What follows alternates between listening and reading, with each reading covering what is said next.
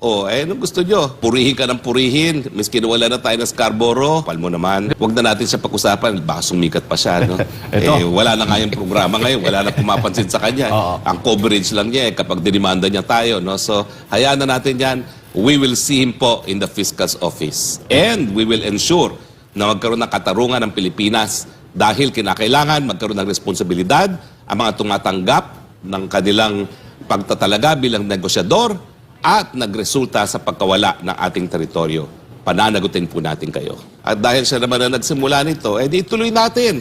Panagutin natin ang mga nag-negotiator at ang naging resulta ay nawala ang Scarborough sa atin. Hindi nyo po mabubura yan. Hindi po yan defamatory. Yan po ay historical fact. Ngayon na may isinampa siyang kaso, cyber libel case at libel case nga, ibig sabihin ba nito, bawal ka nang magsalita? Of course not.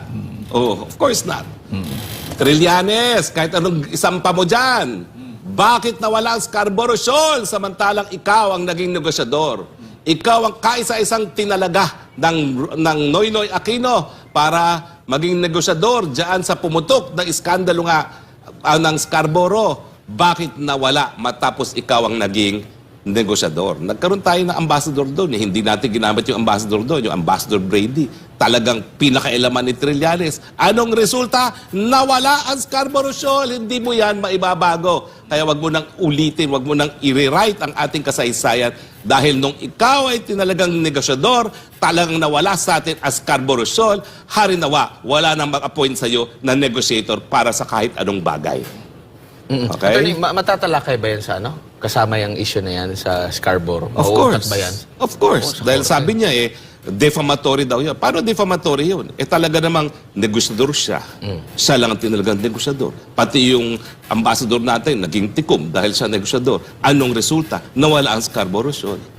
Kaya pala, diba? iginiit dati ni dating Pangulo Rodrigo Duterte na sa panahon na naabutan niya, walang nawala na teritoryo sa ating bansa. At saka alam mo itong konteksto ng debating ito, kasi nga, binabato niya na kung ano-ano si Presidente Duterte. Na sinasabi niya yung gentleman's agreement, binenta daw natin ating soberenya. Anong sinasabi niya dyan? Wala namang nawalang teritoryo. Paano ka magbebenta kung wala naman nawalang teritoryo? Di ba? Pero yung katotohanan, si Senate President Juan Ponce Enrile pa naglabas niyan. Ano ba yan?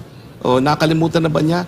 He's giving us too much credit, no? Na parang nanggaling sa atin to. No? Hindi, sa Senado nanggaling yan. Nalathala yan sa mga pahayagan. May pa-walkout pa yun. Oo nga. Ewan ko ba, kung hindi ko maalala. Ewan ko ba, meron na ba tayong mga video ng mga panahon na yon? Buhay na ba SMNI ng mga panahon na yon? Merong video na available. Oo, kalkalin nga natin yung mga video natin ng mga panahon na yan at i-broadcast natin nang maalala ng taong bayan ang pangyayari. Kasi nakalusot siya dyan eh. Dinimanda siya dyan ng treason pero hindi nasampahan ng kaso kasi sabi ni Ombudsman Morales ang treason ay wartime crime. Pag walang gera, hindi po pwede. Pero dapat mapanagot siya. At ang tingin ko nga, although 2012 yan, titignan natin kung meron pang pagkakataon na panagutin siya. Kasi hindi lang naman treason ang po pwedeng maging basehan eh. Meron din tayong code of conduct para sa mga public officials, no? At kinakailangan maging responsable sila sa kanilang mga akto. Kaya lang, baka prescribe na, titignan natin, no? Pero kung hindi pa yan prescribe, ilalabas natin yan, no? Dahil kinakailangan talaga mapanagot. Hindi po pwedeng makikine-negotiate, hindi magbibigay ng kahit anong report sa taong bayan kung anong ginawa niya as negotiator, mawawala ang teritoryo natin at kalimutan na lang. Hindi po pwede. At dahil siya naman na nagsimula nito, di ituloy natin. Panagutin natin ang mga nag-negotiator at ang naging resulta ay nawala ang Scarborough sa atin. Hindi nyo po mabubura yan. Hindi po yan defamatory. Yan po ay historical fact. Anong gusto nyo?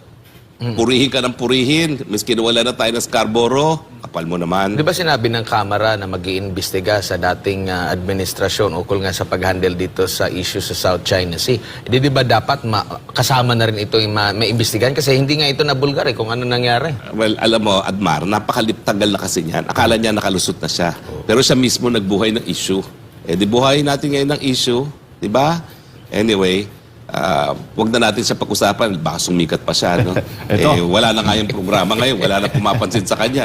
Ang coverage lang niya kapag dinimanda niya tayo, no? So, hayaan na natin yan.